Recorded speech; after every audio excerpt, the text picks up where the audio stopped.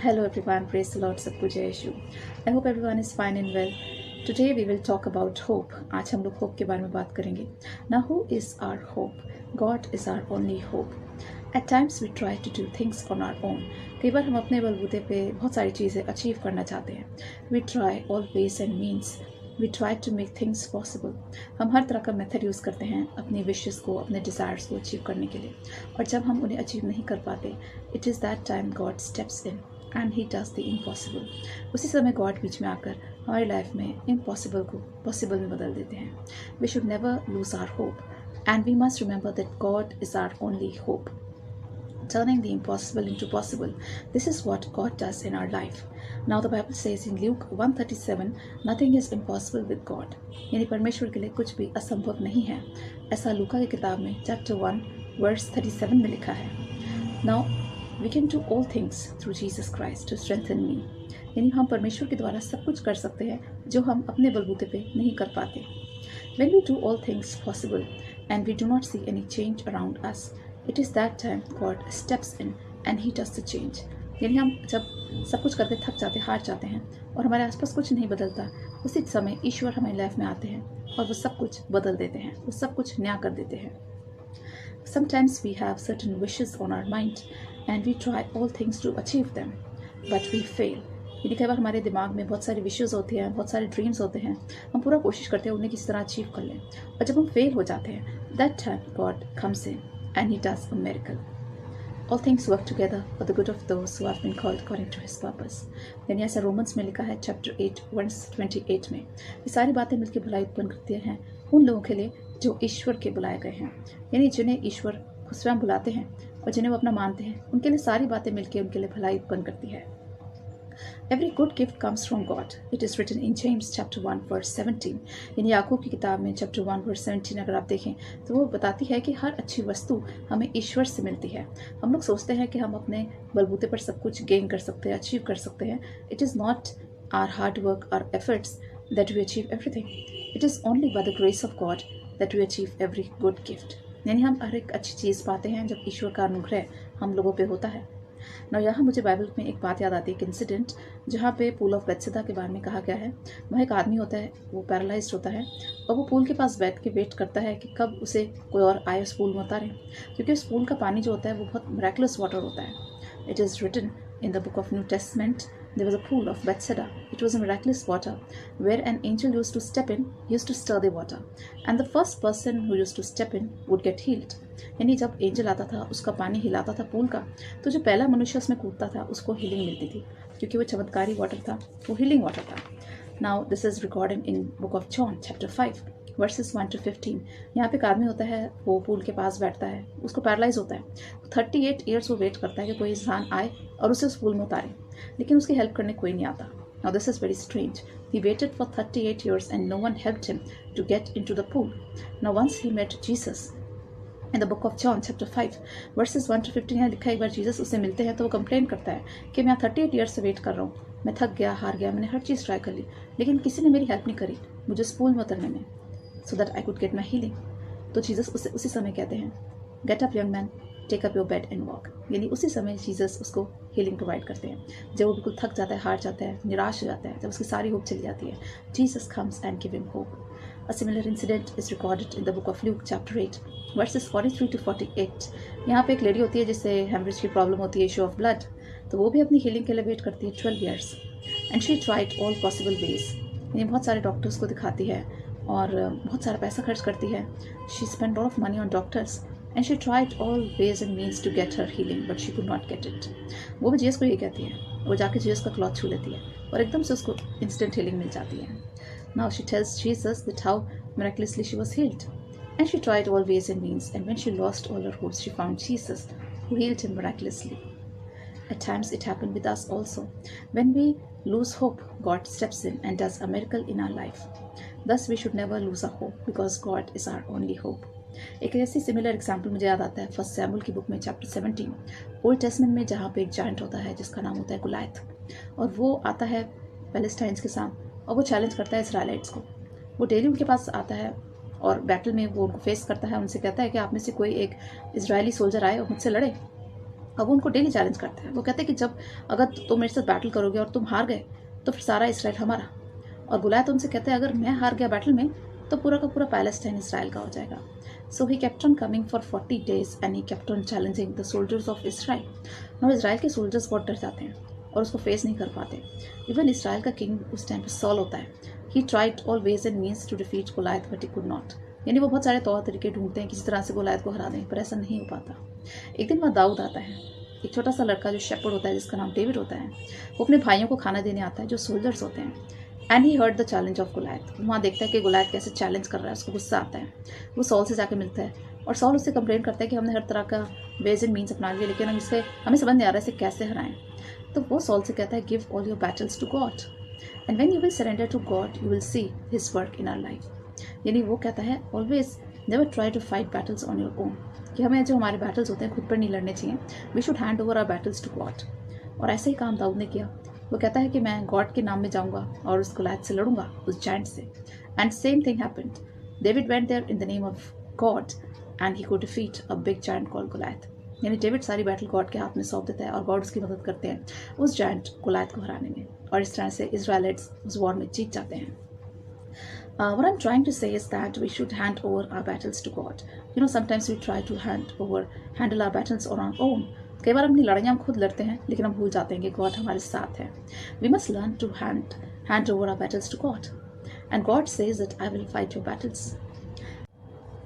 यहाँ मैं शेयर करना चाहूँगी एक और एग्जाम्पल एक्सोडस की बुक चैप्टर 17 वर्सेस 8 to 16 में।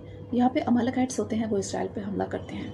वो बहुत पावरफुल लोग होते हैं और इसराइल की आर्मी उनसे घबरा जाती है। Israelites army they got nervous because the people of Amalekites they were very powerful and they attack Israel. उस टाइम पे इसराइल का लीडर होता है मोसेस और Joshua. They pray to God और गॉड उनकी हेल्प करते हैं। गॉड उनसे कहते हैं I am going to fight your battle because Moses found Israel very weak. Israelites होते हैं बहुत वीक होते हैं, कमज़ोर होते हैं। Then God told them to hand over their battle to him. और गॉड मूसा से प्रॉमिस करते हैं कि वो उसकी हेल्प करेंगे उस बैटल में। Now Moses went to a hill, he raised his hands and he started praying to God until the battle continues. और जब तक बैटल चलती रहती है मूसा अपने दोनों हाथ उठा के गॉड से प्रेयर करता है। As long as Moses kept on praying, Israelites kept on winning. Now this shows the power of prayer. And this also shows the helplessness of Israel. यानी इसराइल के लोग जो होते हैं they decided to rely on God. And as they relied on God, God gave them victory in the battle. क्योंकि Israel के लोगों ने अपने ऊपर डिपेंड करना मना किया, उन्होंने गॉड पे डिपेंड किया, गॉड पे रिलाई किया and He enabled them to win the battle. At times we also fail. We try our best to do things on our own. We take things in our hands. We try to take shortcuts. कई बार हम shortcuts का सहारा लेते हैं अपनी desires को पूरे करने के लिए। कई बार हम गलत methods भी यूज़ करते हैं। Sometimes we use wrong methods also. But we must believe that God can do all possible things for us. Though sometimes we lose our ways and means, that time God comes in and He does wonder in our life. Because as I said, God is our only hope. Now sometimes what happens, we don't want to handle our problems to God. कई बार हम God के साथ अपनी problems share नहीं करना चाहते। And we believe that we can work things on our own. Sometimes we rely on our own strength. We rely on people. We rely on power, money, resources. And we believe that we have got the power and confidence to do things on our own. कई बार हमें लगता है कि हमारे अंदर बहुत power है, बहुत कॉन्फिडेंस है, हम खुद कर लेंगे। But when we try all possible ways and means, it is that time we must need to surrender things to God. यानी जब हम अपने बलबूते पर कुछ नहीं कर पाते उस टाइम पे हमें अपनी प्रॉब्लम्स को गॉड को सरेंडर करना चाहिए। And God has got the power to do miracles in our lives. God has got the power to make a way where there seems to be no way. As it is written in Isaiah 43:19 कि God रास्ता बनाते हैं जहाँ पे कोई भी रास्ता नहीं दिखता हमें, जहाँ हमें लगता है कोई रास्ता नहीं है, कोई राह नहीं है, कोई डगर नहीं है, उधर गॉड हमारे लिए एक रास्ता बनाते हैं। God is asking us to rely on Him. He's saying that you are tired, that you have done all things. Now come to me and you will have rest. This is written in Matthew chapter 11 verses 28 to 30. यहाँ God कहते हैं now you come to me all those who are weary and I will give you rest. Which means जब तुम बहुत से दबे पे लोगों, जब मेहनत करके थक गई तो मेरे पास आओ, मैं तुम्हें सब कुछ दूंगा, मैं तुम्हें विश्राम दूंगा। A similar incident is given in Matthew chapter 17 verses 14 to 21. यहाँ लिखा एक बॉय के बारे में जो पोजेस्ड होता है, जिसमें इवल स्पिरिट होती है।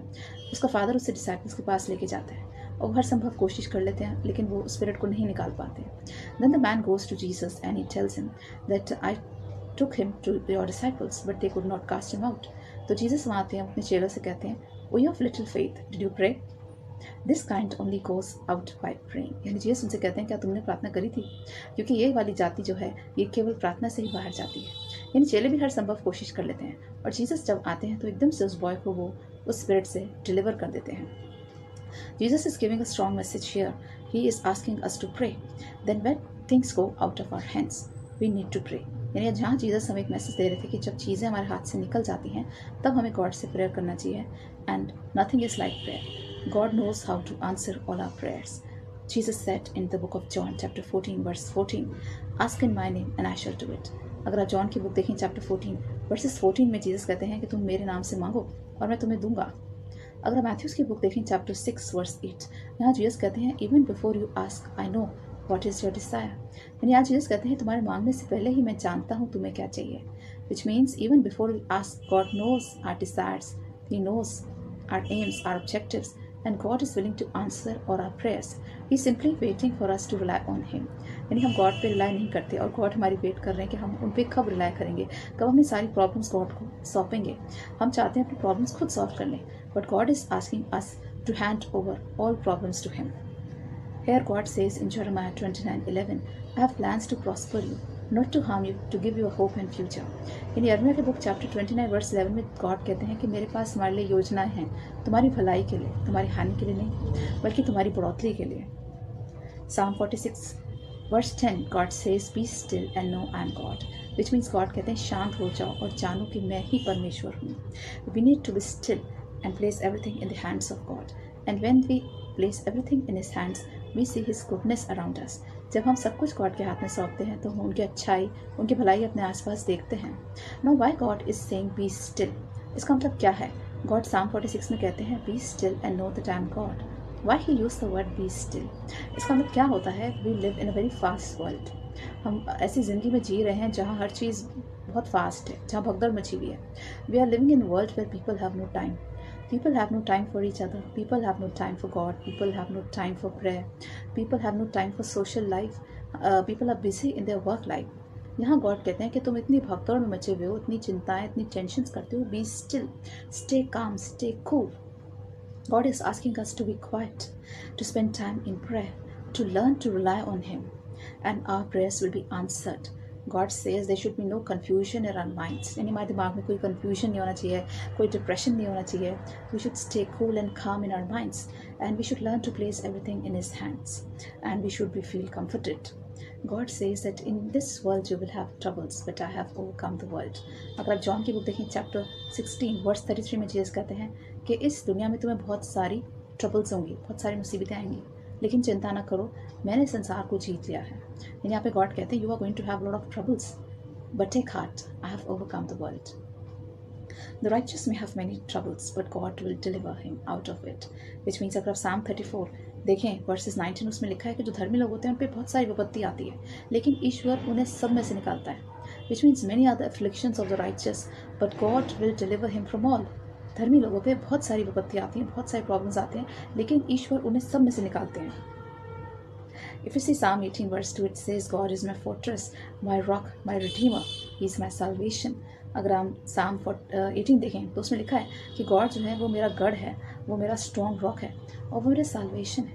यानी ईश्वर मेरा किला है, वो मेरा गढ़ है, वो मेरी रॉक है, वो मेरी फाउंडेशन है और वो मुझे हर तरह का साल्वेशन देते हैं. यानी मुझे उद्धार कहाँ से मिलता है? मुझे उद्धार सिर्फ यहोवा से मिलता है. Trusting God and allowing Him to do things in His own way should be our attitude. That is the key to success. Which means हम गॉड में जब ट्रस्ट करते हैं और जब गॉड को अलाउ करते हैं अपने तरह से हमारी लाइफ को हैंडल करने के लिए, then we receive success in life. We do not allow God to work in our lives. यानी हमारी प्रॉब्लम यही है कि हम गॉड को अपनी तरह से काम नहीं करने देते. We must allow God to work according to His way, according to His timings. We must be still, and then we will see God's blessings and His miracles in our life. I would like to pray for all of you. Heavenly Father, we come before you with our prayers. Father God, we pray for everyone who is watching this video. Father God, bless them abundantly. Enable them to have strong faith and confidence in you. Enable them to live a very confident, a very calm life. Enable them to be still and to place all their problems and obstacles into your hand. Father God, bless everyone with good health. Bless everyone to come out of all their sickness, their troubles, and their temptations. Bless everyone with the gifts of Holy Spirit. Father God, we give all glory and honor to your name. Bless this prayer through Jesus Christ, the Lord. Amen. I hope this message will be a big blessing for all of you. So learn to place every problem in the hands of God. Learn to rely on God, and you will see the goodness of God in your life. Stay blessed. Take care. God bless you. Bye bye.